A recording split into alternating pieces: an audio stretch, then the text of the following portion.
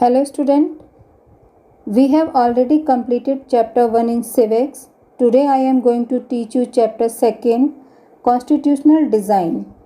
Firstly, I am going to give you an introduction of the chapter.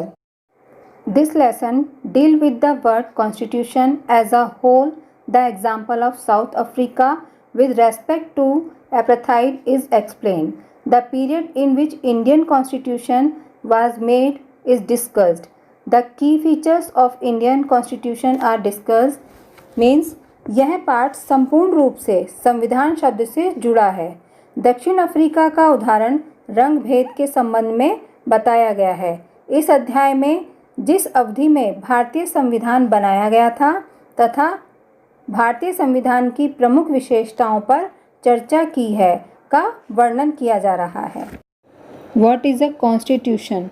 The basic rules that the citizens and the government have to follow are called as constitution. The constitution is the supreme law of the country. The constitution determines the rights of citizens, the powers of the government and how the government should function. इसमें कुछ बुनियादी नियम हैं जिनका पालन नागरिकों और सरकार दोनों को करना होता है। ऐसे सभी नियमों का सम्मिलित रूप संविधान कहलाता है। मतलब इस तरह का एक नियम जिसमें नागरिक और सरकार दोनों ही उन नियमों का पालन करते हों तो इस सम्मिलित रूप को संविधान कहा जाता है। देश का सर्वोच्च कानून होने की हैसियत से संविधान नागरिकों के अधिकार, सरकार की शक्ति और उसके कामकाज के तौर तरीकों का निर्धारण करता है। Next topic is democratic constitution in south Africa, struggle against apartheid. अब हम पढ़ेंगे दक्षिण अफ्रीका में लोकतांत्रिक संविधान के बारे में जिसमें रंग भेद के खिलाफ संघर्ष को किस तरह से देखा जा सकता है। Apartheid is refer to the policy of discrimination on the basis of race, skin colour.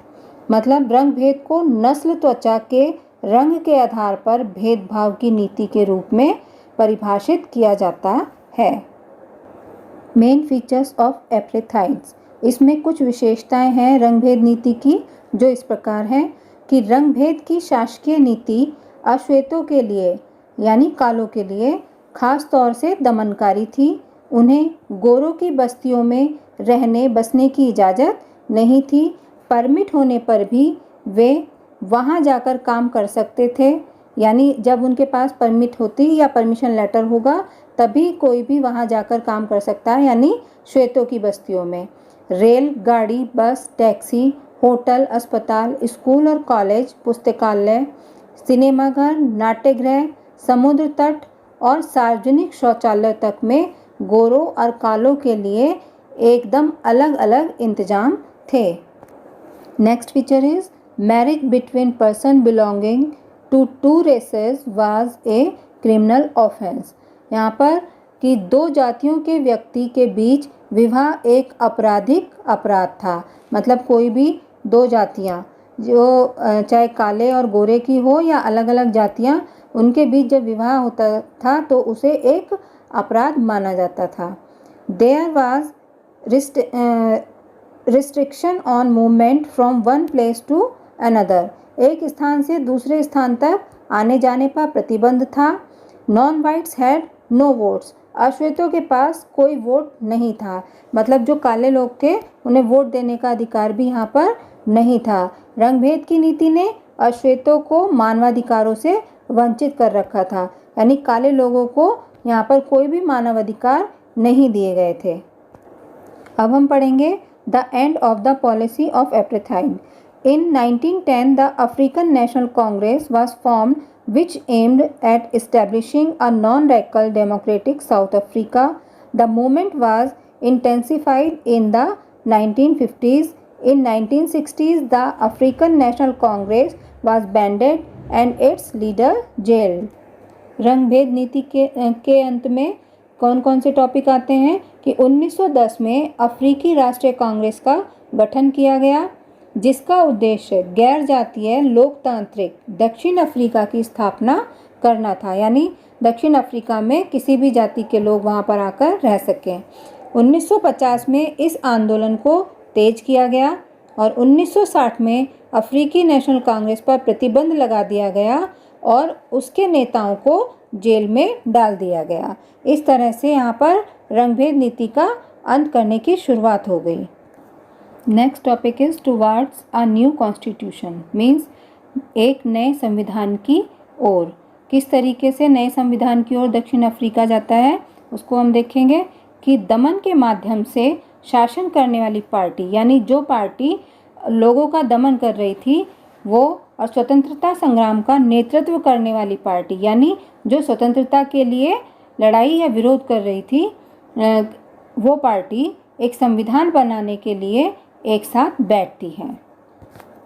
इस संविधान में नागरिकों को जितने व्यापक अधिकार दिए गए हैं, यानी जितने ज़्यादा अधिकार दिए गए हैं, उतने दुनिया के किसी संविधान ने नहीं दिए हैं। साथ ही उन्होंने यह फैसला भी किया कि मुश्किल मामलों में समाधान की कोशिशों में किसी को भी अलग नहीं किया जाएगा और ना ही किसी को बुरा या दुष्ट मानकर बर्ताव किया जाएगा। इस बात पर भी सहमति बनी कि पहले जिसने चाहे जो कुछ किया हो, लेकिन अब से हर समस्या के समाधान में सबकी भागीदारी होगी। मतलब पहले उन लोगों ने जो भी कुछ किया हो किसी के साथ, उस सबको भूल करके अब जो संविधान बनाया है उसमें सभी को अधिकार दिया है कि समाधान में करने के लिए उसमें सभी लोगों का बराबर हिस्सा हो। एक उल्लेखनीय संविधान बनाया गया जहां वे उन सभी नस्लों के दुख दर्द को भूल गए जो दक्षिण अफ्रीका को समानता के लोकतांत्रिक मूल्य और सामाजिक न्याय पर आधारित बनाता है। Why do we need a constitution? A constitution of a country is a set of written rules that are expected by all people living together in a country.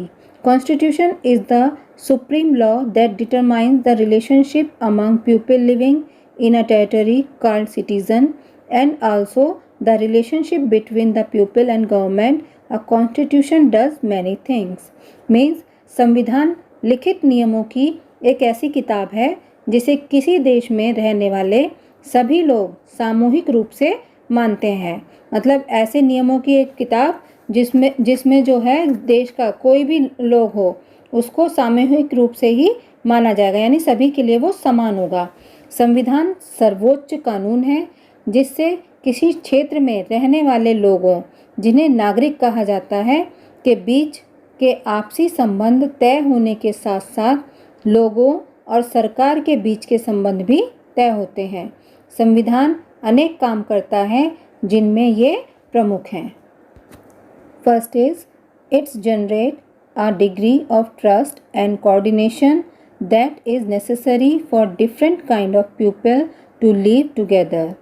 मतलब कि पहला, यह साथ रहे विभिन्न तरह के लोगों के बीच जरूरी भरोसा और सहयोग विकसित करता है। मतलब कि इसमें कहा गया है कि जो लोग भी एक साथ रह रहे हैं उनके बीच में भरोसा और सहयोग की भावना होनी चाहिए। दूसरा, यह स्पष्ट करता है, यानी संविधान स्पष्ट करता है कि सरकार का गठन कैसे होगा और किसे फैसले लेने का अधिकार होगा। थर्ड इज, यानी तीसरा, संविधान यह सरकार के अधिकारों की सीमा तय करता है और हमें बताता है कि नागरिकों के क्या अधिकार हैं। और लास्ट, कि यह अच्छे समाज के गठन के लिए लोगों की आकांक्षाओं को व्यक्त करता है। अब हम कॉन्स्टिट्यूशन रियलिटी के बारे में देखेंगे, यानी उसकी वास्तविकता क्या है। All countries that have constitutions are not necessarily democratic, but all countries that are democratic will have constitution. यानी जिन देशों में संविधान है वे सभी लोकतांत्रिक शासन वाले हों यह जरूरी नहीं है, लेकिन जिन देशों में लोकतांत्रिक शासन है वहाँ संविधान का होना जरूरी है। यानी ये कहा गया है कि जिन देशों में संविधान है वे सभी लोकतांत्रिक शासन हो। मतलब कि जहाँ संविधान है वहाँ पर लोकतांत्रिक शासन हो ऐसा जरूरी नहीं है, लेकिन जिस भी देश में लोकतांत्रिक सरकार है वहाँ पर संविधान का होना आवश्यक होता है। After the war of independence against great Britain and Americans gave themselves a constitution. After the revolution, the French people approved a democratic constitution. Since then, it has become a practice in all democracies to have a written constitution. Britain के खिलाफ आज़ादी की लड़ाई के बाद अमेरिकी लोगों ने अपने लिए संविधान का निर्माण किया। फ्रांसीसी क्रांति के बाद फ्रांसीसी लोगों ने एक लोकतांत्रिक संविधान को मान्यता दी। इसके बाद यह चलन हो गया कि हर लोकतांत्रिक शासन व्यवस्था में एक लिखित संविधान होगा। मतलब आज़ादी के लिए चाहे अमेरिका हो, फ्रांस हो या कोई और देश हो, जिसने भी आज़ादी की लड़ाई के लिए लड़ा, उसने बाद में एक संवैधानिक सरकार की व्यवस्था की, यानी एक लिखित संविधान उसने अपने देश के लिए बनाया। अब हम पढ़ेंगे मेकिंग ऑफ इंडियन कॉन्स्टिट्यूशन के बारे में कि जब भारत का संविधान बनाया गया तो कौन से सर्कमस्टांसेस ऐसे थे जिसके बीच में इसको ड्रॉ किया गया था। The making of the constitution for a huge and diverse country like India was not an easy affair. मतलब कि भारत जैसे विशाल और विविधता भरे देश के लिए संविधान बनाना उस समय आसान काम नहीं था। The people of India were emerging from the status of subject to that of citizen। Bharat के लोग तब गुलाम की हैसियत से निकलकर नागरिक की हैसियत पाने जा रहे थे। मतलब जब तक वो गुलाम थे अंग्रेज़ों के, लेकिन अब जब संविधान बनाने का नंबर आ रहा था तो वो एक नागरिक की हैसियत से संविधान को बनाने के बारे में सोच रहे थे। उसके बाद देश ने धर्म के आधार पर हुए बंटवारे की परेशानियों को भी झेला था। At least 10 lakh people were killed on both sides of the border in partition-related violence. The British had left it to the rulers of the princely states to decide whether they wanted to merge with Indians or with Pakistan or remain independent. The merger of these princely states was difficult and uncertain task. अब यहाँ पर जब विभाजन होना शुरू हो गया था तो विभाजन से जुड़ी हिंसा में सीमा के दोनों तरफ के, यानी भारत और पाकिस्तान दोनों तरफ से कम 10 लाख लोग मारे जा चुके थे। अब एक बड़ी समस्या और यह भी थी कि अंग्रेज़ों ने जो देसी रियासतों के शासकों को यह आज़ादी दे दी थी कि वे भारत या पाकिस्तान जिसमें इच्छा हो अपनी रियासत का विलय कर सकते हैं। मतलब उसमें जाकर के वो रह सकते हैं, या स्वतंत्र रहें, मतलब स्वतंत्र भी रह सकते हैं या अपनी रियासत को दूसरी रियासत में जाकर विलय कर सकते हैं। इन रियासतों का विलय मुश्किल और अनिश्चय भरा काम था। जब संविधान लिखा जा रहा था तब देश का भविष्य इतना सुरक्षित और चैन भरा नहीं लगता था जितना आज है। मतलब आज के समय में हमें ऐसा लगता है कि हमें कभी ये परेशानियां झेलनी ही नहीं पड़ी थी, लेकिन उस समय ऐसा नहीं था। संविधान निर्माताओं को देश के वर्तमान और भविष्य की चिंता थी। Next heading is the path to constitution, यानी संविधान निर्माण का रास्ता, किस तरीके से इसका निर्माण किया गया था। Our national movement was not merely a struggle against a foreign rule, it was also a struggle to rejuvenate our country and to transform our society and politics. Means कि औपनिवेशिक शासन की राजनीतिक संस्थाओं और व्यवस्थाओं को जानने समझने से भी नहीं, राजनीतिक संस्थाओं का स्वरूप तय करने में मदद मिली। मतलब सारी नॉलेज होते हुए भी ये किसी भी चीज़ में क्या नहीं, मदद नहीं मिल पा रही थी। पर विधानसभाओं में जाने और काम करने का अनुभव तब बहुत लाभदायक हुआ, क्योंकि इन्हीं भारतीय लोगों को अपनी संस्थाएं और व्यवस्थाएं बनानी थी और चलाना था। Many of our leaders were inspired by the ideal of French Revolution, the practice of parliamentary democracy in Britain, and Bill of Rights in USA. So they incorporated some good point of the Constitution of the sea in the Indian Constitution। मतलब कि जो हमारे अनेक नेताओं ने फ्रांसीसी क्रांति के आदर्शों, ब्रिटेन के संसदीय लोकतंत्र के कामकाज और अमेरिका के अधिकारों की सूची से काफ़ी प्रभावित थे। मतलब हम इसे इस तरह से समझ सकते हैं कि जो हमारे यहाँ का संविधान है उसको बनाने के लिए जो आइडियाज़ लिए गए थे हमारे नेताओं ने, जो दूसरे देशों से विचार लिए, जैसे फ्रांस के तो क्रांति के आदर्शों से और ब्रिटेन के संसदीय लोकतंत्र के जो कामकाज करने की प्रणाली थी उससे आइडिया लिया। अमेरिका के जो अधिकारों की सूची थी उससे भी वो काफ़ी प्रभावित थे। इन सभी चीज़ों ने हमारे देश के संविधान के निर्माण में मदद करी। They also got inspiration from the constitution drafted by Motilal Nehru and 8 other Congress leaders in 1928 and the outlines of the Indian Constitution prepared by the Indian National Congress at its Karachi session in 1931। यानी 1928 में ही मोतीलाल नेहरू और कांग्रेस के 8 अन्य नेताओं ने भारत का एक संविधान लिखा था। 1931 में कराची में हुए इस भारतीय राष्ट्रीय कांग्रेस के अधिवेशन में एक प्रस्ताव में यह रूपरेखा रखी गई थी कि आज़ाद भारत का संविधान कैसा होगा। द कॉन्स्टिट्यूशन असेंबली यानी संविधान सभा, ये जो भारत के संविधान के निर्माता कौन थे, यहाँ पर आपको संविधान बनाने में जो प्रमुख भूमिका निभाने वाले कुछ नेताओं की पिक्चर्स दिखाई गई है जिन्होंने संविधान निर्माण में जो है मदद की थी। क्या आप जानते हैं कि कॉन्स्टिट्यूशन असेंबली या संविधान सभा कहते किसे हैं? बच्चों, इसमें जो चुने गए जनप्रतिनिधियों की जो सभा संविधान नामक विशाल दस्तावेज को लिखने का काम करती है। यानी जो संविधान लिखा जा रहा है उसे लिखने में जिन जिन लोगों का सहयोग होता है उसे संवैधानिक सभा कहते हैं। The assembly held it's first meeting on December 6, 1946.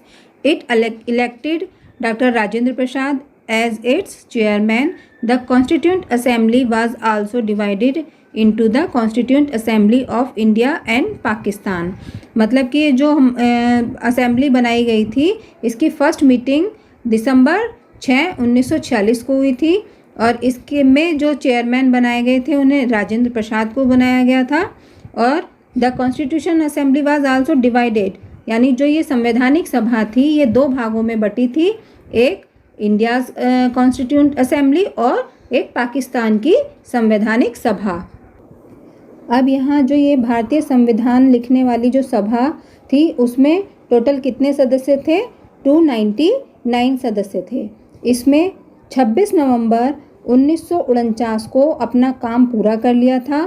संविधान 26 जनवरी 1950 को लागू हुआ और इसी दिन की याद में हम हर साल 26 जनवरी को गणतंत्र दिवस के रूप में मनाते हैं।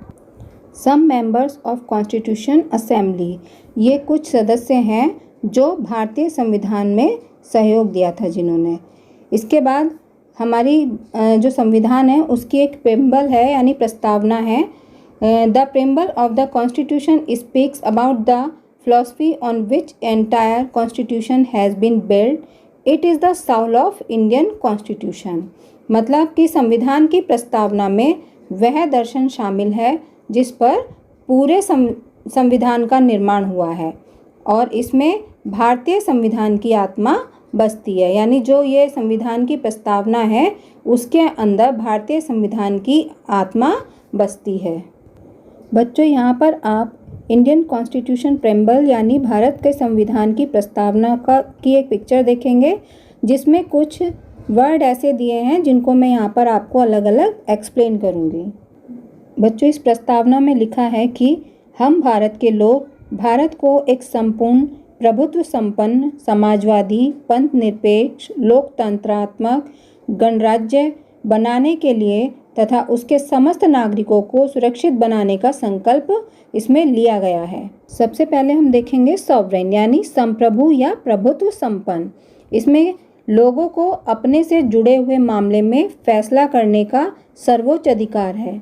कोई भी बाहरी शक्ति भारत की सरकार को आदेश नहीं दे सकती। सेकुलर मतलब धर्मनिरपेक्ष या पंथ निरपेक्ष। इसमें नागरिकों को किसी भी धर्म को मानने की पूरी स्वतंत्रता है, लेकिन कोई धर्म आधिकारिक नहीं है। सरकार सभी धार्मिक मान्यताओं और आचरणों को समान सम्मान देती है, यानी यहाँ पर किसी विशेष धर्म को नहीं माना जाता है। डेमोक्रेटिक यानी लोकतंत्रात्मक गणराज्य सरकार का एक ऐसा स्वरूप जिसमें लोगों को समान राजनीतिक अधिकार प्राप्त रहते हैं। लोग अपने शासन का चुनाव करते हैं और उसे जवाबदेह बनाते हैं। यह सरकार कुछ बुनियादी नियमों के अनुरूप चलती है, यानी लोकतंत्रात्मक गणराज्य का मतलब कि सभी को समान अधिकार दिए गए हैं। इसमें शासन का प्रमुख लोगों द्वारा चुना हुआ व्यक्ति होगा, ना कि किसी वंश या राज्य या राजधर्म या खानदान का होगा। नेक्स्ट इज जस्टिस यानी न्याय। नागरिकों के साथ उनकी जाति, धर्म और लिंग के आधार पर भेदभाव नहीं किया जा सकता है। लिबर्टी स्वतंत्रता।